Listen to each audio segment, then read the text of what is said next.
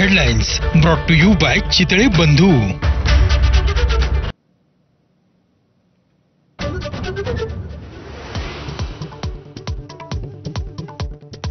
वैष्णवी हगवणेच्या बाळाची हेळसांड करणारा आरोपी निलेश चव्हाण अखेर पिंपरी चिंचवड पोलिसांकडून अटक। 10 दिवसांपासून फरार असलेल्या निलेशला नेपाळ बॉर्डरवर बेड्या ठोकल्या।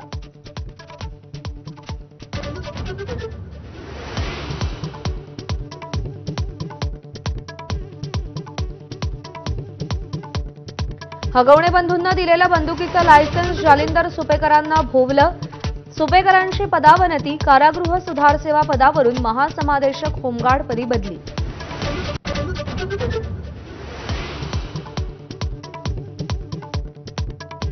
ठाण्याच्या रवी वर्मा हेरगिरी प्रकरणात मोठा ट्विस्ट। हनी ट्रॅपची बतावणी खोटी असल्याचं उघड। रवी वर्मानं पैशांच्या बदल्यात जाणीवपूर्वक माहिती पाकिस्तानला दिल्याचं तपासात समोर।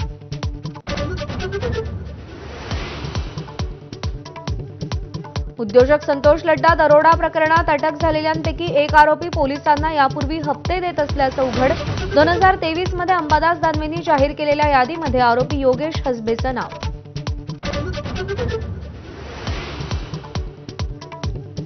नाशिकच्या मालेगावातील भुईकोट किल्ल्यावरील झोपडपट्टी हटवण्यास 17 जूनपर्यंत स्थगिती। महसूल, पोलीस, महापालिका प्रशासनाकडून आज अतिक्रमण निर्मूलन मोहीम राबवण्यात येणार होती।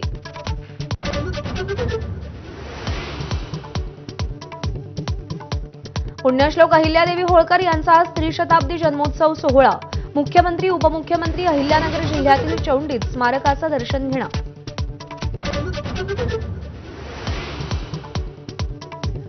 महादेव जानकर यांच्या राष्ट्रीय समाज पक्षाकडून राजधानी दिल्लीमध्ये अहिल्यादेवी होळकर त्रिशताब्दी सोहळा। राहुल गांधी, शरद पवार, अखिलेश यादव यांना निमंत्रण। पवार उपस्थित राहणार नसल्याची माहिती। पाकिस्तानच्या सीमेलगत असलेल्या राज्यांमध्ये आज ऑपरेशन शील्ड राबवणार। जम्मू काश्मीर, पंजाब, राजस्थान आणि गुजरातमध्ये मॉक ड्रिल, सायरन वाजवून ब्लॅकआउट देखील करणार। राज्यात शुक्रवारी 84 नवे कोविड रुग्ण। मुंबईमध्ये 32, ठाण्यात 14, पुण्यात 19 रुग्णांचा समावेश। देशातही कोरोना रुग्णसंख्येत सातत्यानं वाढ। बीडला पाणीपुरवठा करणारं बिंदुसरा धरण मे महिन्यातच ओव्हरफ्लो। मध्यरात्री जिल्ह्यात तुफान पाऊस। धरणाच्या दोन्ही सांडव्यावरून पाण्याचा विसर्ग सुरू।